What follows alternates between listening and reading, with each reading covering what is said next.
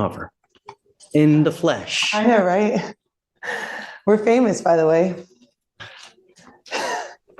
Over 30K people watch it. Anyways, it doesn't matter. I have to read off my phone, so I apologize, but It's okay. it says, Your Honor, I was convicted of driving while intoxicated in this court on October 14, 2019, under cause number 222. You already got it. I was sentenced to 4 days in jail, and I have completed that sentence, including paying all fines, costs, and restitutions. I am here today because I meet all the legal requirements. Quick breakdown for everyone watching.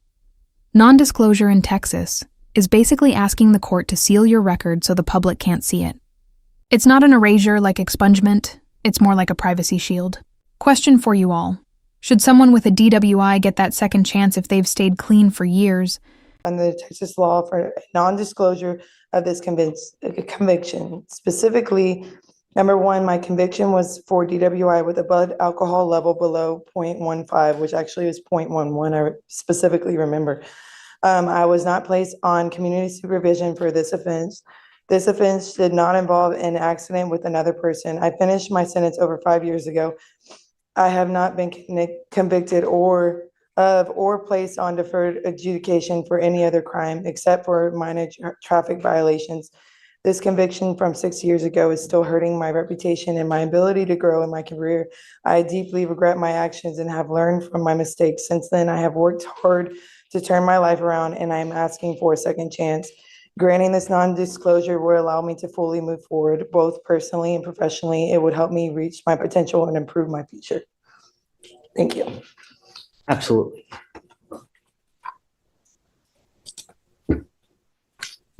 So I don't think I can. Show me where you think I can, but non-disclosures are traditionally for people who take deferred. Huff, this is the courtroom equivalent of a reality check. The judge is drawing a hard line. If you plead guilty, you're boxed out of both expungement and non-disclosure. No shortcuts. It's a reminder, sometimes, that quick guilty plea creates a lifetime lock on your record. Complete the deferreds and are eligible to have it sealed. Expunctions are for those that meet the requirements where if a case gets dismissed, they can have it expunged. Here, when you plead guilty, I don't think you're eligible for either. And the thing about it, I can't give you legal advice. I can't tell you how to look this, how to look that. But if you have a piece, or if you can show me the law that says I can give you a non-disclosure, and I can tell you, Ms. Wickenhofer, I love it, and I've told you this before, I love it when people try to better themselves, right? If I can, I will, because I'm always about trying to make someone's life better, right? Yes, sir.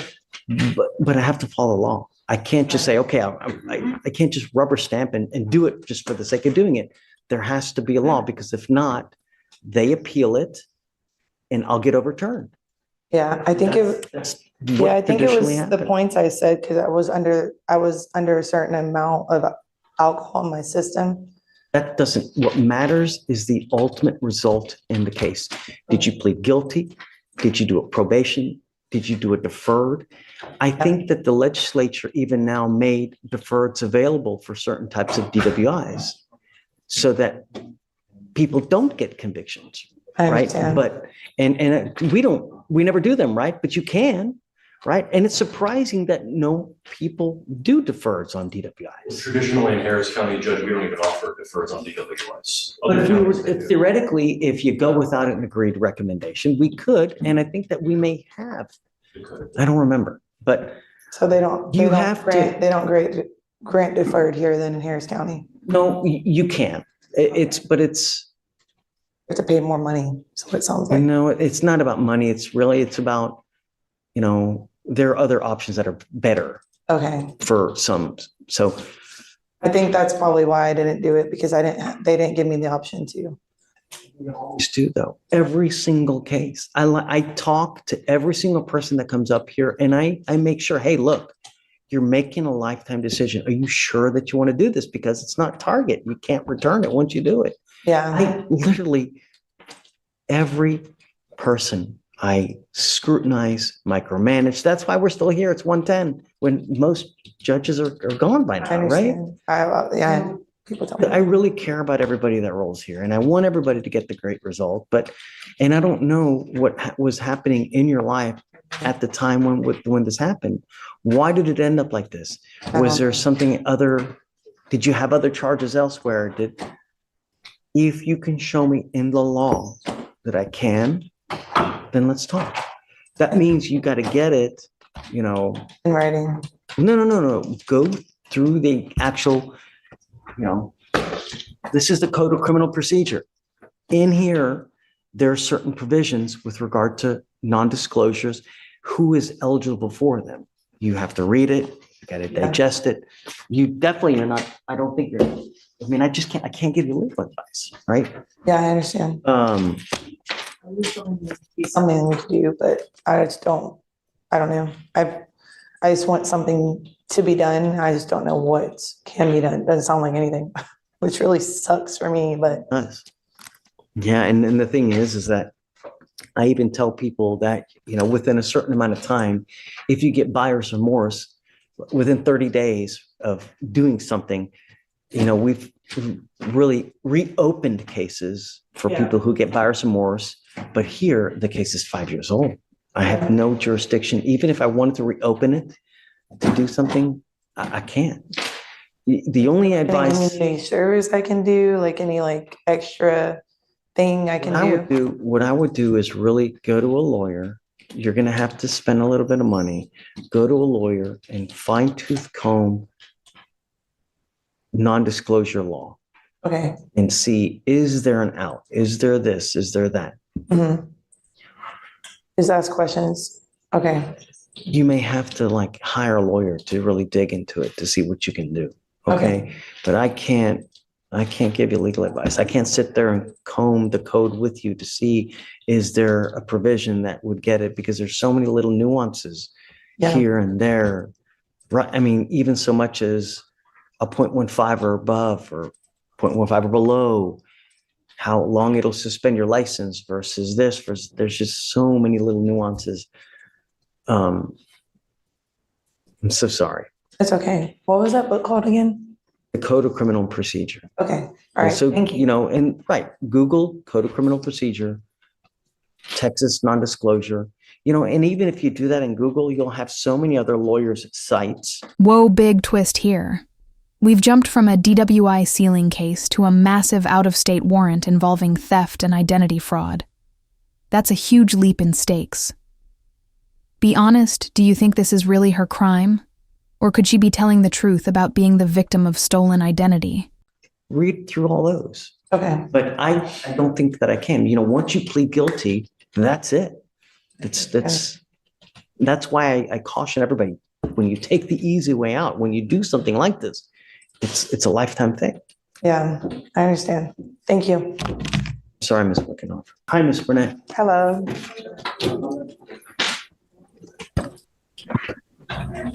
Okay, so it looks like you're wanted somewhere. I don't know where. One out of Rutherford County, Tennessee. Warrant was issued out on September 9, 2024 for 3 charges: theft of property $60,000 to $250,000, and identity theft of at least 10 counts, and a fraudulent use of a $60,000 to $250,000. I will obviously be opposed to a bond. She already waived on November 20th. Does she have an open local as well? No, Judge. Why did it get reset so much? I do not know. Well, it's carried over. Oh, it's carried. Okay. Ms. Oko. Judge, so Ms. Burnett just told me that she's a victim of identity theft. So she's believing that this is just stemming up from someone else using her identity to do different things that she has no, and she did write a report on this, I believe, a few weeks before this charge came down on her. So you're telling me that the felony capias and the $60,000 to $250,000 theft of property and the 10-count identity theft, the fraudulent use of a debit card of $60,000 to $250,000, all that was someone else? Yes, Judge, that's what I'm being told. Ms. Burnett, go ahead. Yes. So last year, I already filed a police report against Against Cash's bond, he stole my social security number and he used it to open up an electricity bill in my name. And I also have other charges against him regarding burglary of inhabitation. He broke into my house and stole my phone and he stole money from me. And he also put his hands on me. So I'm guessing these charges are from him. I've never been to Tennessee before in my life. How do we verify that? That I've never been to Tennessee. No, well, I mean, the problem is that, a lot of people tell me something, right? When in fact, the sky's blue instead of purple. People come in here, tell me, yeah, the sky's purple. Man, this pig was blue. And I'm like, what? Pigs are pink. Yeah, man, this pig was blue. You got to believe it. I have proof of being in Houston on those dates, whatever dates they're saying. Okay, so I could have you get with the lawyer somehow, you guys. We've given you a lawyer. She's here to help you out in whatever manner that they can. I would suggest that you guys get together to figure out how. That's a lot of baggage. I was working with the assistant district attorney. We were pressing charges on him. So I didn't know he was out of jail. He was supposed to be in jail still. I guess I could have you guys talk about it. You've already waived, right? Yes, Judge. Do you know if Tennessee's going to come get her? As far as I know, they are, unless they tell me different from 5 days ago. But the waiver was sent on the day she signed with the magistrate, so they would have told me. You basically have 9 days left. With the nature of the offenses, they can be done remotely because their identity, the very nature of the offense is that they could be done remotely. And if it was similar to conversion for the theft of property, they could have occurred from here, but the impact in Tennessee. And here's the deal. We give the other jurisdiction 14 days to come get you. You've already been sitting in there and you waived already. So they only have 9 days to come and get you. If they don't come within that time, Harris County releases you. So, but I'll tell you, even if Harris County releases you, that warrant is always going to remain out there until you go back to Tennessee and try to take care of it one way or the other. I don't mind going to Tennessee. I have transportation. I just don't want to remain in custody. I know. No one does, right? But and I was told there was some type of video, so I don't see how it could be electronically done.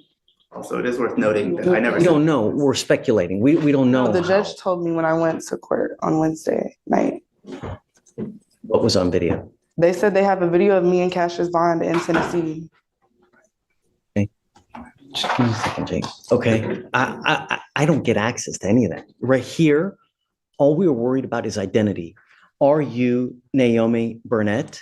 And if you are, we establish the identity, that the charges are proper. If so, how do we go forward? A lot of times we let someone bond out if the person is not a danger, right? And we know that they're going to go back. But we don't know much about you, I have no criminal record. I have a degree, a bachelor's degree.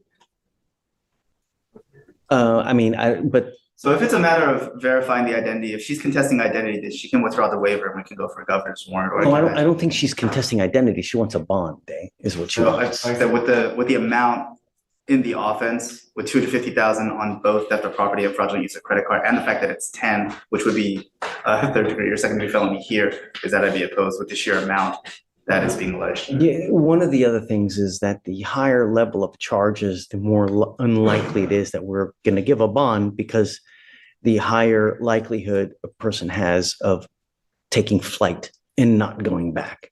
So I don't know at this time whether I'm comfortable in setting you a bond. Okay. I don't know what connections you have here. I don't know what connections you have there. And the last thing I want to do is lose you, because that's a lot of stuff to answer to. And we want to make sure that, whoever it is that has those charges is able to answer up to those charges. So I also say that I already have a lawyer ready in Tennessee.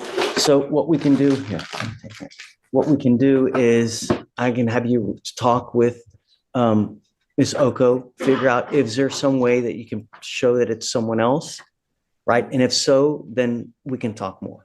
Okay, Okay. but understand that I can't just take your word for it, Understand? But Okay, so even if I let have me, police reports on him for already stealing my identity, I'll let you talk with Ms. Oko, see what you can formulate, craft some kind of plan so that they're satisfied and I'm satisfied, and then we'll go from there. Okay? It's not a no. I mean, it's an uphill battle, but it's not a definite no at this point. Okay? understand? Okay? Yeah. All right. Thanks. Thanks, Chisholm. And just give me a heads up if you have anything, different. Docket. Okay? This It's is not a all. case where no, it's not. We had subpoenaed the officer because the video had not been provided. And I was told that it could take up to 9 months. The last time we were here, you asked us to subpoena the officer to see what the status is. And the video has not been provided still. The officer is here. The state has told me that there are some, I guess, staffing issues, and that's what's causing the backlog. But it's uploaded to a system. I mean, they upload it directly to a system as soon as they get here. But right, Judge, so I can have the officer explain what the system is, but basically the way it works out, he's here, ready to tell you about it, but what happens is they have their body cam, they record the traffic stop, right? Once they go back to JPC or wherever they go to dock their body cam, they remove it from their plate, they dock it. That dock takes the video file from their body cam and puts it on the dock. The Okay? officer then removes the body cam from the dock and places it back on the plate. Once it's on that dock, the officer doesn't have accessibility to that body cam. There's somebody whose position Sure. it is in HPD to upload that body cam to ELC, which provides it to the state, and then we can share it to defense. Okay? The people that had those positions were recently either fired or left. So now they're hiring and training new people, onboarding them to upload HPD body cam. But the number they gave us specifically was 9 months for the backlog. I I know don't that's care. obviously unacceptable. I know. 9 months is way too long. It's unacceptable. Justice delayed, justice denied. And I mean, we set cases for trial at 180 days. So I don't know what to tell you. I mean, if you we got to have a compliance hearing at some point, and if you can't get it, then you can't get it. We just go forward without it. And Judge, I did offer chief approved PTI today, and they were asking about informal PTI. I think what's going to happen at this point is defense is going to email Beadle, tell him about the situation, what the possibilities are, Okay? to see what the eligibility is for Yeah, I'm informal. down. You would like to? Yeah, I mean, the to only see? thing I would ask, Judge, is at this point, would you be inclined to set it for trial and just to kind of push them to, I mean, because I don't. Sure, of course. Tony, whatever you want, you can have I mean, it. I just don't want to be sitting around waiting for a video. Just the only thing is I got to be fair to them too. Sure. So I got to give them the 30 days so that they can do their diligence, get subpoenas on file and do what they need to do. And then that's it. Right. If they don't have it, they don't have it. And in the interim, if there's something else, like they were to, Miraculously come up with a video.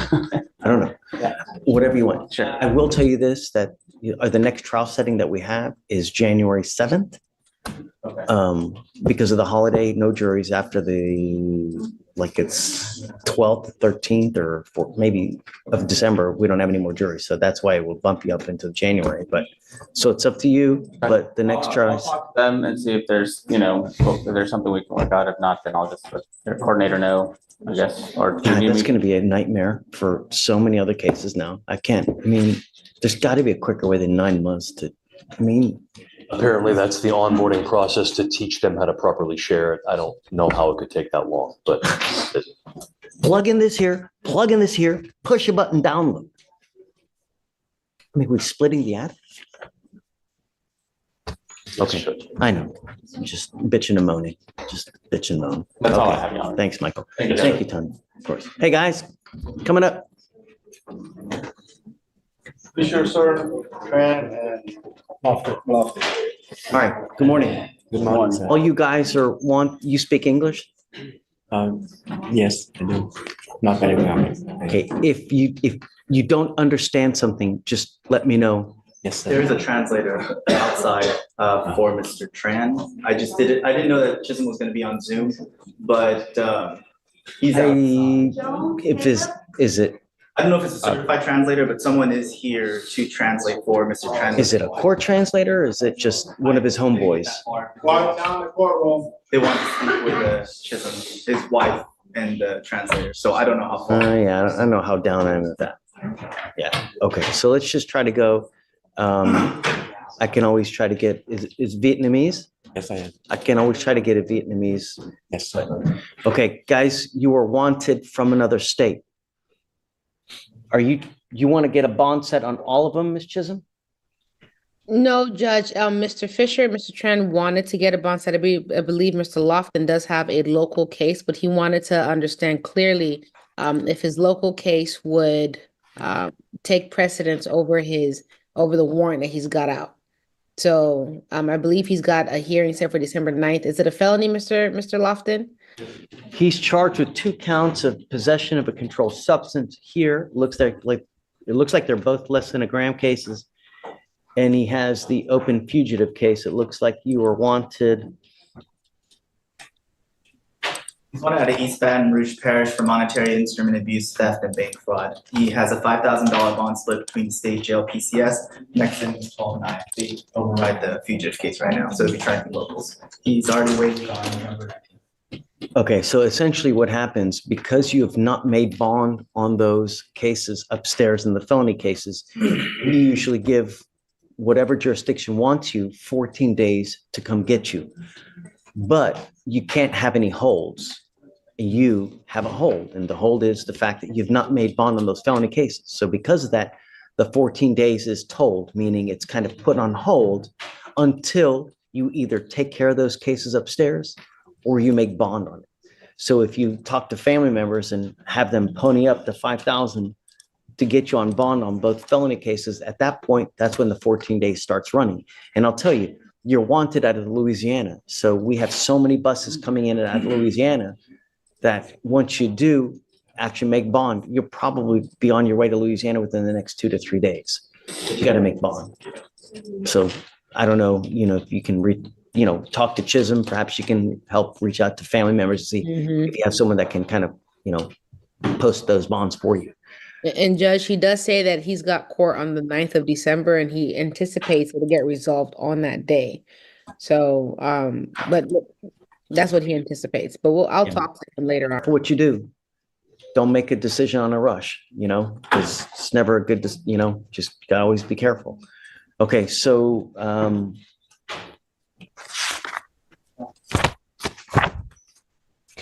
Mr. Tran. Yes, sir.